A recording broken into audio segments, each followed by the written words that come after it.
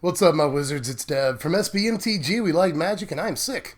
I am super sick today, but we're going to try and do our best to pretend I'm not sick for the next 20 minutes or so we can look through these core set spoilers. I got my water right here, got a little OJ right here, so I'm going to try to make this work, and we'll get through these spoilers because there's some pretty exciting stuff. First, some reprints. We got to talk about those because there are a good amount of reprints the last couple of days, and some of them were really, really hyped. So let me start with these real quick. We got to see Ajani's Pridemate return. I am a big fan of that. We also got Reclamation Sage back, Reassembling Skeleton, and Druid of the Cowl, just for starters. Now, to be honest, I would have loved to have seen a better 2-drop elf than Druid of the Cowl. It's good that this is coming back and all, because we need a little bit of help at the 2-drop slot with elves. Servant of the Conduit's going to be exiting, and Druid of the Cowl would have been exiting. And all that was really going to leave us with is, Lawn War Scout, and that's just not good enough. So I'm glad that Druid of the Cow's coming back, but I would really like to see a better 2-drop elf, all things considered. So there's that. But there's also Reclamation Sage, which also goes pretty well in the elf decks, although I am worried a little bit about whether do you want to play this or Thrashing Brontodon? So there are definitely good things about Reclamation Sage. It's still a fine card. I just wonder if in a format with Thrashing Brontodon, the card is anywhere near as effective as it used to be. Now, normally I wouldn't even really bother pointing out Reassembling Skeleton's comeback, but there is another reprint, actually, that we'll cover in just a minute or so here, that might make Reassembling Skeleton like a relevant card in budget decks and Standard, but obviously it's Reassembling Skeleton. It's somewhat abusable, but you have to have a lot of mana to actually abuse it. I don't know. We'll see. We'll see if there's anything cool we can do with Reassembling Skeleton this time around, but I would imagine that it's going to be what it was last time, which is a whole lot of nothing. As far as Pridemate goes, though, I am really happy to have this back in Standard. We got a bunch of stuff that works with life gain already. Crested Sunmare, blah, blah. So there's quote, life gain decks, unquote, in Standard right now that will probably really love on Ajani's Pridemate. And do note, this goes pretty well with the fountain that they just spoiled a couple of days ago, the 1-mana fountain that gains you a life every turn. Well, that's also going to put a counter on your Pridemate every turn, so at least you get that. I just think that there's a couple of ways that you could pretty reliably abuse on Ajani's Pridemate in this format, but there's also a million ways to kill it easily from Fatal Push on upward. There's just literally, and I'm going to try to use that word correctly here, I think there's literally 6 removal spells at the very least in Standard that kill this either at mana parity or for mana value. So I'm just not sure that Pridemate is the best card in the world and it's going to make this huge impact on Standard, but it is cool to see it back. And again, just like a skeleton, budget decks might really want Ajani's Pridemate. This card has always been decent, but whether or not it'll break through to higher levels of competitive play, I have serious doubts about. We did get to see some super bomb reprints, believe it or not, in Mentor of the Meek and Death Barron.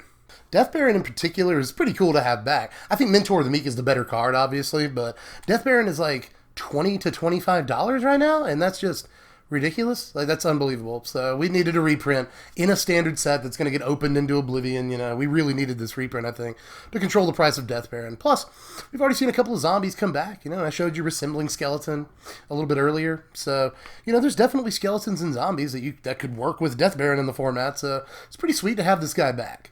But Mentor of the Meek, though, this is crazy to have back. The other day we saw Militia Bugler, which is a pretty good mini combination with this. Not only can Bugler find your Mentor of the Meek, but if you've got a Mentor of the Meek, when you play your Bugler, you can draw a card off the Bugler and draw a card off whatever the Bugler finds for you. So that's a cool little interaction. Plus we're in a format with Oketra's Monument, and I could see Mentor of the Meek being really, really good with Oketra's Monument. Plus a bunch of other little white creatures that we have right now.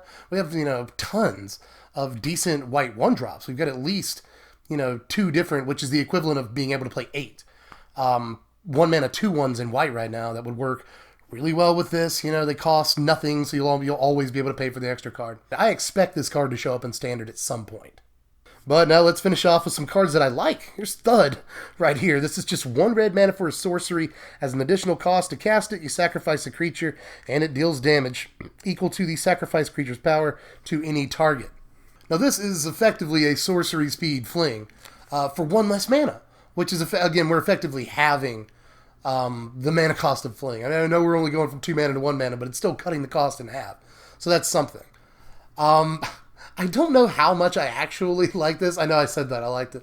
But fling is instant speed, and sometimes that can lead to some great stuff. hilarious situations on your opponent's turn, or maybe your opponent just targets a creature with removal and you fling it at their face. You can't do that with this, but the ability to go down to just 1 mana might actually be really, really relevant. I mean, people really, I think, sometimes underestimate the difference that a mana makes, especially when you go down to 1 mana, which is, aside from 0, the least amount of mana you could possibly spend on a card. So I actually think that this has some amount of chance, although it's not like Fling was like a darling in the format. Everyone had their, electrostatic pummeler Fling deck for a while there, and that was fun. That was good times. But, it's not like Fling shocked the world and was a super competitive card. I don't see this doing that either, but it's just nice to have another effect that is essentially Fling. Now here's Vicino Pyromancer right here. It's 2 mana, 1 and a red for a 2/1 Vicino Wizard. Do like that wizard creature type, I see you. And when it enters the battlefield, it deals 2 damage to target player or planeswalker. Now this thing looks boss. Like, this is insanely aggressive. It sort of has haste, but it doesn't really have to get through for combat damage, obviously.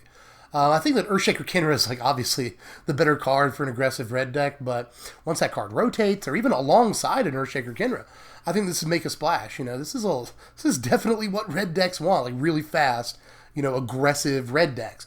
Definitely want literally exactly this creature.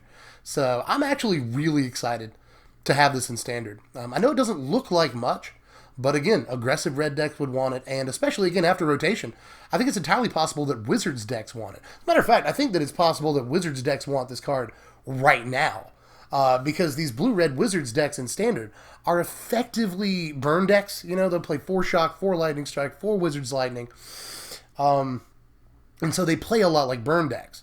And this is just another, this is a threat that sticks to the board on turn 2, and always gets at least some kind of value for it, and it feels like another burn spell. And if it does stick around to deal any combat damage after that, then it's just incredible. If it deals more combat damage to the opponent, or maybe it trades with one of their creatures, then you've just done literally everything that either Mono Red wants to do or Wizards want to do. So I don't see anything wrong with this card. I think it could see play in multiple decks. Even though it looks unassuming at first glance, this might be easily one of the best cards we saw all day. Reprint or not, this is a good card. Here's Skilled Animator right here. It's 3 mana, 2 and a blue for a 1/3 Human Artificer. And when it enters the battlefield, target artifact you control becomes an artifact creature with base power and toughness 5/5 for as long as Skilled Animator remains on the battlefield. Okay, so this actually looks kind of dumb to me. It can be killed by, I guess, a Braid and Lightning Strike and all that, but it can't be killed by Shock or Magma Spray, and they have to revolt their Fatal Push. It'll never attack, so it doesn't really care about Seal Away that much. There's a few good things about this card when you compare it to some of the removal in the format, and it effectively brings 6 power into play for 3 mana, and it is not hard to get an artifact on turn 1 or 2 before you play this. I think this is actually really good. I really do. I don't know if it's going to see all the play in the world. Don't get me wrong. I don't think it's just the best card that we've seen so far. But I do think that there's going to be a lot of people that look at this and whatever. No, I actually think this card is really powerful. Super powerful. So let me know how you feel about this one down there in the comments section. I can see arguments going either way, But at first glance, I had the inclination to call this a pretty good Magic card. Speaking of 3 mana blue creatures, we also got to see Exclusion Mage today. This is 2 mana and a blue for a 2/2 human wizard, and when it enters the battlefield, you return target creature an opponent controls to its owner's hand. I do like the relevant creature types on this, especially wizard. And I will also say that I wish it could target your own creatures so it could pop wizards back to your hand. You repeat enter the battlefield triggers. We just saw the 2 mana Vicino, that's a wizard, and deals 2 damage when it enters the battlefield. I would love to be able to target that with this, but alas, we can't. But it's still a good card. I actually think that 3 mana for the Wizards deck to have both a body, with the right creature type, and a removal effect, it's more tempo than it is removal, but still, is actually very important for that deck. It has a lot of removal, but you want to aim most of your burn at your opponent's face in that deck. If you can save a Lightning Strike or a Wizard's Lightning and hit him in the face rather than have to kill a creature with that resource, you mostly want to do that in that deck because it's a fast deck. It's a burn deck. It's just trying to hit them for as many points of damage as possible as quickly as possible. So you want to be able to use your burn spells for their head. And this, playing a couple of copies of this at least, would open you up, I think, more to that possibility. But we also got to see Cavalry Drill Master today. This is 2 mana, 1 and a white for a 2/1 human knight. And when it enters the battlefield, target creature gets +2/+0 and gains first strike until end of turn. That end of the battlefield trigger seems really, really good, especially with the first strike. I mean, +2/+0 and first strike, whatever you give that boost to is very likely to go uncontested in combat. So I actually do like plenty about this card. I'm on the fence as to whether the card is good, but I could definitely see a lot of situations, again, that word, situations where the card is very good, but I don't think that the situations the card is good in are entirely uncommon. You know, in the early game, you're going to be wanting to get in damage with creatures, turn your guys sideways, or if they have vigilance, like, poke them up slightly. Isn't that what we all do? But in any case, you know, in the early game, you're going to be wanting to create favorable combat situations. And this really helps you do that and puts a body on the battlefield. So, I mean, maybe, definitely maybe. Let's take a look at some of the stuff that was in the Planeswalker decks that we got to see. We're not expecting these cards to be super high class. But with that in mind, let's actually look at the Planeswalkers. There's Ajani, Wise Counselor, and Sarkin, Dragon Soul. Now, the Catman is 5 mana. That's 3 and 2 white for a 5 loyalty Planeswalker. If you +2 him, you can gain 1 life for each creature you control. If you -3 him, creatures you control get +2/+2 until end of turn. And if you -9 him, you put X +1/+1 counters on target creature, where X is your life total. As far as Sarkin Dragon Soul, this costs 6 mana, 4 and 2 red for a 5 loyalty Planeswalker. If you +2 him, he deals 1 damage to each opponent and each creature your opponents control, Chain Whirlers, enter the battlefield. His -3 is Sarkin Dragon Soul, deals 4 damage to target player or Planeswalker. And his -9 is search your library for any number of dragon creature cards, put them on the battlefield, and then shuffle your library. Now, one thing I like about these Planeswalkers is that they only take a couple of turns to get to their ultimate. Some of these Planeswalker deck Planeswalkers will take like 4 turns to get to their ultimate sometimes. It's unconscionable. It's not right. You can get to these ultimates relatively fast, and they're both pretty good ultimates. In terms of the ultimates, I think they're the best abilities on these 2 Planeswalkers. The other abilities I don't like that much, though. I've seen a couple of people, whether it was, comments on Mythic Spoiler or on Twitter or whatever, I've seen a few people, peers of mine even, say that these are good Planeswalkers. Like, these are like almost standard playable Planeswalkers. And I cannot agree with that in any way. I respect you, the people I'm talking about, but I don't see where you're coming from on that at all. They don't protect themselves in any meaningful way. I mean, I guess you could argue that Sarkin's +1 protects himself, but against nothing with higher than 1 toughness, so I just don't think it's very good. Sarkin's second ability can't even hit creatures. That would be fine if it could. He's 6 mana, you guys. That is so much mana. And Ajani, too, he doesn't protect himself. He doesn't, create card advantage in any way. There's just the typical things that you look for in a quote-unquote good or playable standard walker, these don't have. I don't think that a Planeswalker absolutely has to protect itself well by killing creatures or, summoning tokens of some kind. I don't think those are absolutely necessary, and I don't even think it's necessary that a Planeswalker creates some sort of card advantage for you. But I think that if you don't have any of those things, like even one of those 3 important things, your Planeswalker is just a bust. So to anyone saying that these are standard playable, I just disagree. I'm not going to tell you you're just flat out wrong, but I have to disagree based on what I see. But let's finish things up here today with a couple of Planeswalkers that I actually do really like. And actually, these just got spoiled while I'm recording the video. Because they got spoiled really late, but luckily I keep very weird hours, so I was up for that. Which means I might be the first person on YouTube to get a crack at these cards. I hope so, at least. Because at least one of them, when I first looked at it, I was like, I don't know about that. But it's growing on me, and that's Ajani, Adversary of Tyrants. This is a 4 mana Ajani. He's 2 and 2 white for a 4 loyalty Planeswalker. You +1 him to put a +1/+1 counter on each of up to 2 target creatures.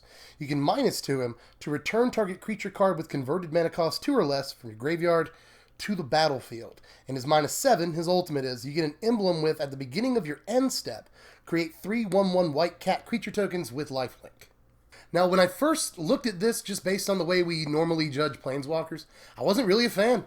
To be honest, I was like, it doesn't really protect itself. Like, the -2 kind of like in a roundabout way protects it. But, you know, it doesn't make tokens. It doesn't create card advantage. And like, those are the things I look for in a Planeswalker most of the time. But the more I really looked at this card, the more I think that it might be, on purpose, an anti-Chain Whirler piece. His first two abilities look to be very good against Chain Whirler if you really pay attention. You know, if you get to your Ajani before they get to their Chain Whirler for whatever reason, then you can go ahead and boost your creatures to where Chain Whirler won't kill them. But even on curve, let's say they play their Chain Whirler turn 3, take out a creature or two of yours. Well, you can play your Ajani turn 4 and get one of those creatures right back, thus mitigating the damage that Chain Whirler did. I like both of those. I like both of those things. Not to mention that the -2 is just like generally a good ability. Like, that's a more than fine ability. And we've got plenty of things in the format right now that would be awesome to bring back with this. You know, obviously, Angel of Invention is one of the first things that comes to mind, but there's also, like, Cloud Blazer and a bunch of other stuff in just white, for that matter. So, I actually think this Ajani might see some play, especially out of the sideboard, and might make aggressive white decks decent, you know. Again, they have to have something to get back on board after a Chain Whirler. This helps with that. And aggressive white decks didn't necessarily have a good 4-drop. You know, white decks usually want to play like Settle the Wreckage or Cast Out or Ixalan's Binding or something like that in the 4-drop slot. Some of them want to play Karn, and they might still want to play Karn over something like this. But again, I think that an aggressive white shell, this is just so good against potential Chain Whirlers, whether you get it down after or before they play their Chain Whirler, that it's probably worth taking a look at least testing out in those situations. Aside from that, though, the ultimate I actually think is better than it might look at first glance. It takes forever to get there. I don't like that about it, but it's kind of like Elspethy, you know, in a way. And I like that about it. I like that they have lifelink. I really like it with, you know, any effects like Doubling Season or Anointed Procession. It seems really good. So I'm a fan of all of this. Plus, note that if you can ultimate him, then his +1 becomes way better immediately. So I do like a little bit about this. I don't think he's a perfect Planeswalker or anything. There's definitely things he doesn't do that I wish he did. But as far as the theory that this is a sort of anti-Chain Whirler card, I like that about it. If we can play it in that way, I think it's going to see a lot of play. But we'll have to see whether or not it's truly effective against Whirler. But up next, the big boy, Nicol Bolas, the Ravager, 4 mana. He's a creature, by the way. 4 mana, 1, a black, a blue, and a red, Grixis colors. For a 4/4 legendary Elder Dragon with flying, and when he enters the battlefield, each opponent discards a card. You can pay 4, a blue, a black, and a red, that's 7 mana, to exile him, and then return him to the battlefield transformed under his owner's control. You can only do that when you can play a sorcery. That's right, he transforms into Nicol Bolas the Arisen. This is a Planeswalker with 7 freaking loyalty off the rip. And if you +2 him, you draw 2 cards. Note, by the way, that if you +2 him, he'll be a 9 loyalty Planeswalker the turn he comes out, and drawing 2 cards ain't too shabby either. His -3 is Nicol Bolas the Arisen deals 10 damage to target creature or Planeswalker. His -4 is put target creature or Planeswalker card from a graveyard onto the battlefield under your control. And his -12, his ultimate, which really doesn't take that long to get to, in the scheme of things, is exile all but the bottom card of target player's library. That's nasty. Now, it's going to take a lot of work to get there, but actually sticking a transformed Nicol Bolas is going to win you the game. Like, these are easily the most powerful abilities we've ever seen. On a Planeswalker, maybe? Like, yeah, we got, like, Jace the Mind Sculptor, and even, you know, Chandra Torch of Defiance. These are all extremely good Planeswalkers. You know, Liliana of the Veil, yes, but we're looking at 4 abilities, all of which are insane and good against different decks and in different situations, whether you're behind or ahead or whatever. Just you'll always find a use for one of these abilities because all 4 of them are insanely strong. Plus, he's so incredibly high loyalty once you do get him transformed. So there's that too, but you actually have to get him transformed in the first place, and that's a tough part. You know, people are going to try to target him with removal when you pay 7 mana. I mean, that's going to be your entire turn, more or less, is a 7 mana that you're paying into this. And if they can remove him at that time, then it feels like you're getting blown out. But, I mean, the reward is insanely high. If you can get this out, if you can actually transform this, it just seems so crazy. And note, one of the best abilities on the entire card is on his creature form. The fact that when he enters the battlefield, they discard a card. It's actually fantastic because they have two choices by the time you actually get Bolus down. If they have removal that can kill Bolus, they might have to discard that. But if they want to keep that removal to kill Bolus, they'll have to discard any gas in their hand. You know, if they've got a big creature they haven't gotten to yet or whatever. Because Nicol Bolas is relatively cheap to play. You know, if you're on the play and you get them turn 4, then they may have to get rid of their Hazoret or their Rekindling Phoenix or their Lyra Dawnbringer or whatever, rather than give up their removal spell. So I actually think that end of the battlefield trigger is incredible and abusable at that, you know. So I think that people are so far from the comments I've thus far seen, which obviously isn't too many. The card hasn't been out very long. But people are just kind of skipping over that, you know, ETB trigger.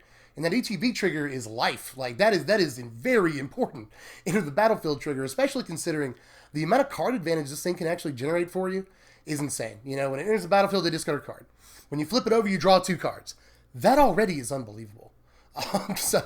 And the reanimation ability on this is just incredibly dope, you know. Get any creature or any planeswalker even from any graveyard like that.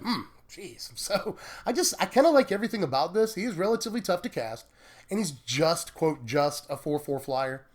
But it seems good enough to me. You know, he's a decent body with an evasive ability, a very desirable into the battlefield trigger.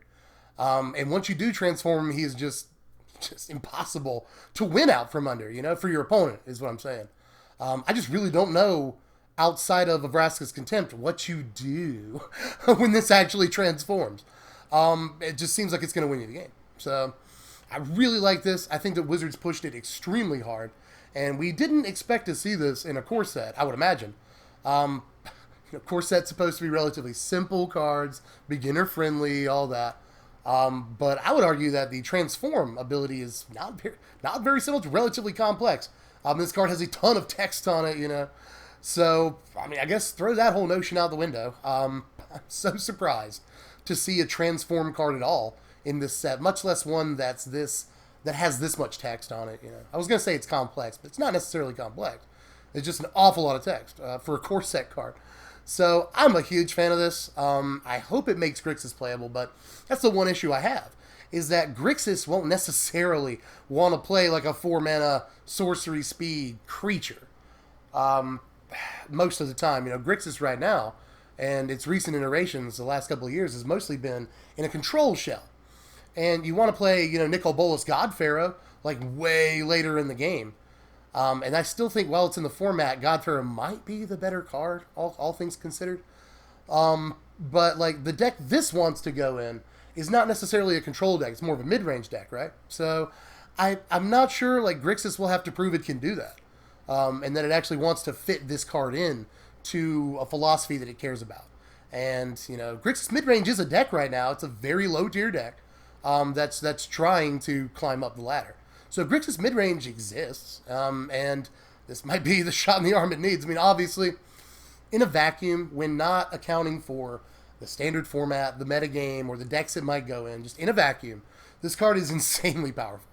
I think we can all agree on that. So if anybody can find how to use it or the right shell for it to go in, I think it's going to be a real contender in Standard. And with that, I'm pretty sure I'm tapped out. But take to the comments section. Let me know how you felt about the analysis and all these different cards. You know, what do you like that either I didn't like or that I did like, you know? If I pooped all over a card, let me know why you like that card. You know, I'm always open to arguments. And I've been swayed before, lots of times. So let me know how you feel about all these down there in the comment section. And do all the YouTube stuff. You know, just hit like if you would, please. That would really help me out. You can also follow me on Twitter at SBMTGDev. Obviously, sub to the channel if you haven't done that yet. Make sure you ring the bell for the notes. And if you want to, you can throw $1 a month on Patreon. I'll leave a link in the description. And I promise it will be the right link this time. I know last video, there's a little bit of problem with that. But if you wanna donate to the Patreon, I'll make it easy for you. And I'll leave a working link down there in the description box. With that, guys, I guess I'll catch you cats later. I'm dead from the place. Thanks for watching, my wizards. And if you do one thing for me, you know, I always say spread love, be kind, but I really mean it. You know, I do. Me being sick is not the only thing, I guess, like, wrong right now. I know you guys, one of the reasons you like the channel is because I don't get involved in, like, drama. I just talk about Magic, and I know you respect that. But I've just, you know, I've been sick lately. I've been really depressed for a multitude of reasons. So, and I'm not trying to like garner any sort of, I don't want you to, go donate to the Patreon, or I don't want you to subscribe to the channel just because I said I'm depressed. I think that that is too often a ploy that's used on YouTube. Lately, it's been a little bit more of a struggle than it usually is to stay positive, and there are multiple reasons for that. Factors going on not in the world at large, but also just in my personal life. So, just think about me and do your best. Again, I don't want you to support the Patreon because I said I'm depressed. I don't want you to subscribe to the channel because I say that I'm not feeling good right now. What I want you to do is go out and make your best effort to, to spread love and be kind. It's important, guys. So, I'm sorry. I don't know. Crap. I probably shouldn't even keep this, honestly, but I'm going to because it's real and it's honest. And I don't know, guys. Again, I'm not trying to garner money or views or anything. Just go out in the world and do your absolute best to spread love to other people and be kind to them. Just do that. I'll catch you cats later.